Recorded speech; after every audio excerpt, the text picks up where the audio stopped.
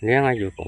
木土嘅风水咧田嘢咧啊，田嘢木土嘅风水。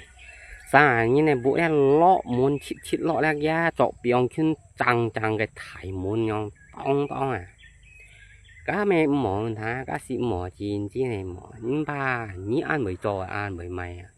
nhí sẽ nhong cho nhong xịt mà mỏ tạc kia nó mẹ tặng nhong cho nhong xịt đó ya nhí trang bản dụng mỏ sang xe nhọ mẹ lia mỏ gạo mỏ rồi chi ra thải muốn tông muốn nha lộ bụi ya nhí mỏ na chẹt đó chẹt nó mỏ chả mỏ cái chỗ cả tiền chiêu cái tông muốn này biểu cá dụng mỏ ya cá dụng na xài chèo xài cọ cọ lộ muốn xịt chẹt dụng mỏ chết đồ đông sĩ mỏ tu đồ mỏ nhưng cũng mỏ kiến đồ mỏ chợ đông sĩ à lộ muốn chú chít lộ nhong như này à sang lộ muốn nào cái bẹ chú tu cái muốn nhong bẹ gì thì nhong này cá mẹ mỏ chỉ thế đó cá mẹ mỏ đâu à phải như à bởi cho bởi mấy mẹ nhong nhá à mẹ liệt mỏ mẹ cá mỏ còn sang như này còn cái bộ mình thì chết na tập bát xiong cả hàng có mỏ gì cá xiong này mỏ xì san cho tập à nhá như tập trên thể muốn như thế ăn mỏ mẹ lia sang xì cá sang xì gì rồi à ngộ giống như họ còn nó là quy nhìn còn bởi dưới quy nhìn như bởi dưới quy nhìn với nhà để mỏ quy nhìn này còn là sao à cá xiong dụ mỏ tập coi giống mỏ tập na chỉ họ na như xì san tập ra như bộ sẽ mỏ rồi nè bộ mỏ ra nhìn thấy nói mỏ đi à có liệu kiang đó mỏ xì san biong à kiang như mỏ trâu hiong phết thằng hiong mỏ với như vô tiền nó như đan xà đấy nha à kiang đó mỏ trâu xì san biong đó à ở kia liền cái kiang hiong cái môn nhong hiong môn pan cái đó mỏ à kia đó cái xí phong水哦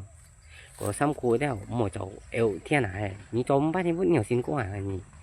than muốn là xí động một cái tuần đó à cái đó tại ngã vụ khăn nhìn xe hương thì chỉ là để sang học của người ta cũng mỏi không với 10 tháng nào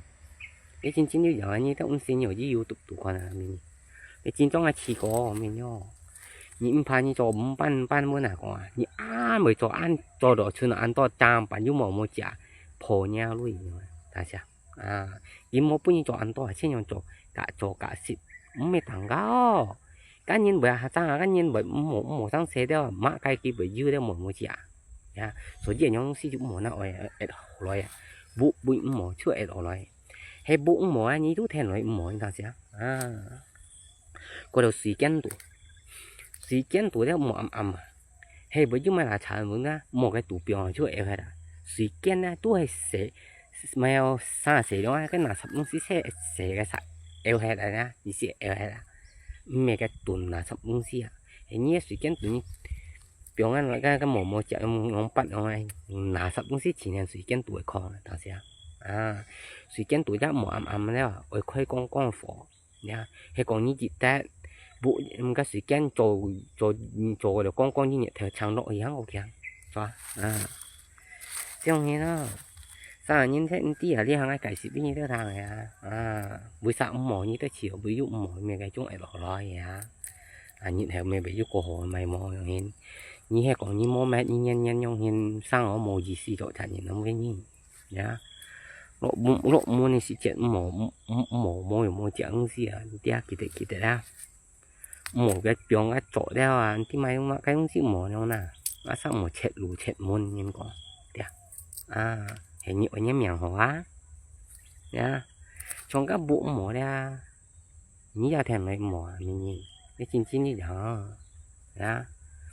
trong cái muốn đó muốn cho muốn đó muốn tùy muốn đó cái mẹ mỏ đó còn cái mèo trong cái thải muốn ăn cái thầm con đó ghét chọn đó mỏ dùng chiều chẳng là muốn dùng à ở biong kia mèo dị xạ sầu một biong chẳng ở nhóm mẹ mỏ đó là gì ở biong kia bị nhong như là một bún gì pan chế rồi ở xong cái chọn ở hướng cái chọn này cái thải muốn ra đâu à kia đó mẹ còn bụ nào rồi mắc cái hồ gì xì san rồi đó đấy cái bụ hay như mẹ cũng mỏ như thế này mỏ mình nhìn